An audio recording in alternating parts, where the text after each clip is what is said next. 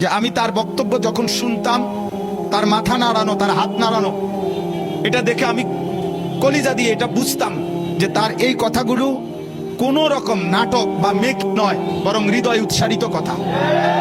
বক্তব্য অনেকেই দেয়, অনেক সুন্দর সুন্দর স্বপ্ন দেখায়, অনেক লম্বা লম্বা হুঙ্কার ছাড়ে, কিন্তু আমি ইয়াকিনের সাথে এই কথা স্পষ্ট বুঝেছি যে শহীদ শরীফ ওসমান হাদী তার জবান আর তার দিল বরাবর ছিল।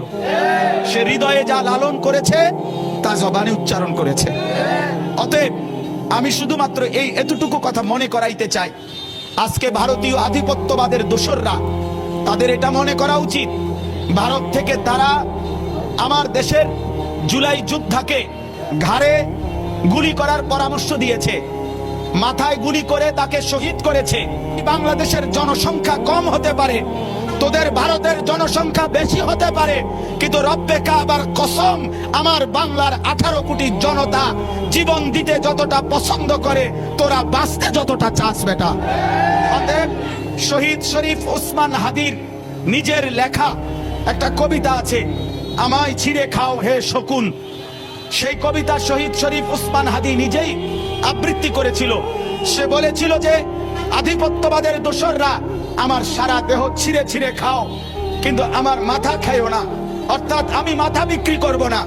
কিন্তু দুশ্মন শহীদ শরীফ ওসমান হাদীর মাথায় গুলি করেছে, জীবন দিয়েছে, কিন্তু শহীদ শরীফ ওসমান হাদী প্রমাণ করেছে, ধ্রিম ধ্রিম বাজে গণ দুন্দুবি দামামা, হাঁকে ভীর শির দেগা নিহি দেগা আমামা।